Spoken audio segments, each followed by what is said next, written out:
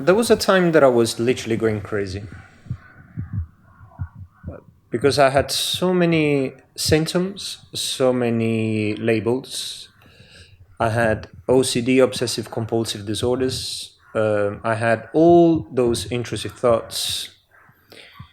I had IBS, digestive issues, pelvic floor dysfunction, burning sensation, cystitis, prostatitis, pudendal neuralgia. I couldn't, talk because my throat was stuck. So I had a really intense journey, and I started to get into depression as well, of course, because the only way to get rid of the symptoms, in my case, was just going to sleep. Then I started to go to doctors to do all the tests, and I had those diagnoses. They gave me some tablets, didn't work, got worse. I went to a shaman. I did some Reiki healing. Uh, I used some crystals. I was trying to get some help from outside. I was doing meditation. I was doing Kundalini exercises. I was doing stretching. I was doing mantras, mudras. I was going to a physiotherapist. I was going to a nutritionist. And he was telling me, no, you have to eat this, you have to eat this, and this, you have to avoid that because it's not good, and this and that. And my nervous system was literally going insane. I had the thoughts that I was like, okay, how can I kill myself? How can I just finish this? Because it's too much, man. I just don't want to deal with this stuff anymore. So then I decided to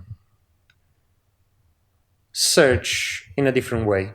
So I said, maybe this is not something to get rid of, but it's a message. And back that time, I discovered for the first time the Joe Dispenza work. And I was like, wow, this is really interesting. He's the only guy who is telling me that the power is within myself. So it's not outside, but it's inside. So I started to do some meditations like Blessing of the Energy Centers. And I did it for about almost a year, in the morning and evening, non stop. I cried a lot. I managed to feel my sensations, my emotions. I was feeling kind of better, but still not really. So then I discovered neuroplasticity, and I started to be my own doctor, basically, because I was like, nobody can help me. It must be something within. So I started to approach in a different way. I did somatic tracking, and I started to reconnect myself into the body. So I was not fighting anymore all those diagnoses, all those symptoms, but I was learning slowly to see them in a different way.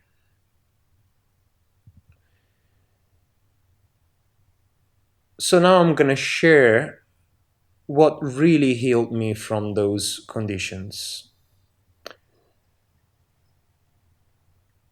Nothing from outside.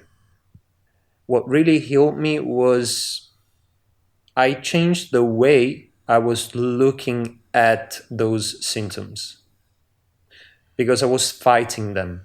I was labeling them as negative, as evil, as no, it shouldn't be here. So I go outside, search help from outside, but it wasn't working. Then through neuroplasticity, even mindfulness, just by doing nothing, sitting daily, feel the body, sensations, allow it to be, allow myself to feel them. So literally by doing nothing, I healed myself from those conditions. Same things with the thoughts, because the problem was I was believing those thoughts and I was identifying myself with those beliefs. I'm sick, I can't do this, and if it's true, what's going to happen? It's my fault, it's their fault, nobody understands. So when you become aware of that box and you go outside of the box, you don't need to fix anything because you feel outside of it. It's like one of the practice that I would suggest a lot is act as if. I started to act as if I was already healed. I was having chronic pain on the pelvic floor area, so I couldn't sit, I couldn't stand, I couldn't walk, I couldn't do it, anything basically. So during the somatic tracking, I was feeling that and I was like, okay, if you still hear pain or sensation, stay here, don't move. Stay here with me and we go all together in life. I stopped fighting against the symptoms. And that's where the true healing started. So, long story short, if you're still looking for help outside, you might find some help. But what I can tell you is that sometimes we need to look within without understanding, without the rational mind. Just be inside can really heal you from those conditions. Heal. You're not broken. There's nothing wrong with you. This is the problem. You believe that there is something wrong with you. So from that belief, you take action. And that action is, I'm going to fix myself. But the problem is that it's not that you're broken. The problem is the belief that you are broken. And that's where the loop starts. So you try to fix yourself outside, but you don't realize that the problem is the belief that you have within. And that belief force you to take some unconscious actions. For example, I'm going outside, I'm gonna look for help outside. Again, you can still do that, but you have to become aware of your own beliefs. Because if you believe there is something wrong within you, you're gonna start to identify yourself as that. And it's gonna be really difficult to get beyond that. Because then the way you talk, the way you think, the way you feel, the way you act will be based on that belief. So the problem is not I'm broken, I have to fix myself. But the problem is I believe that I'm broken. And even if the outside seems like, or the world around you seems like you have a problem, remember that that's the effect of what you have within, of your perception. It's like when you go to buy a car and then you want to buy that car and then you go out from the shop and you start to notice around that car and you're like, oh, what a coincidence. That's the car that I want. Oh, that's the car that I want. It's not a coincidence. It's simply from within, so without. You will start to see things that you have within. Your perception is based on your belief. Your reality is based on your belief. And if you believe that you're broken, the reality will correspond to that. Simple as that. So in order to change the reality, you have to change the belief. You're not broken. And How can you change the old beliefs? Just become aware. What do you do? What do you believe? Write it down on a piece of paper. Become aware. Become the observer. I am receiving these thoughts. It's not me thinking of that because it's automatic. It's not you. How can it be you if it's automatic? So become aware of those thoughts. And if you feel sad or you feel empty within, can you allow yourself to feel that instead of running away from it, instead of watching TikTok, instead of drinking too much alcohol, instead of watching Netflix every time, instead of running away from those feelings? I'm not saying that you don't have to drink or you don't have to do TikTok, but do it in a conscious way. And I'm telling you, for you. And also become aware that the outside is a reflection of the inside. There is no one outside. If you meet a guru or master or someone outside, it's simply a reflection of something that you already have within you. When you love someone, that someone, it's a reflection of your love. Fear, thoughts, limited beliefs, duality is the one that hypnotize you and let you think, let you believe that there is someone outside and we are disconnected. It's not true. We are all deeply connected. And if someone triggers you, it's not because it's his fault, but it's because he's triggering you and it's telling you that you have to feel that trigger instead of point the finger outside. That's what I did with my dad, for example. I used to hate him. I used to fight with him physically and verbally. But then I realized that I was killing myself and I was killing himself as well. And when I started to see the world as oneness, I was like, okay, this guy, my dad, apparently, is triggering me. And he's actually helping me, is showing me every time my wounds that I have within that I have to heal. Can I allow myself to feel that anger, to breathe into it? Don't judge that as negative, but just feel it. And then from that, I can reply to him in a conscious way.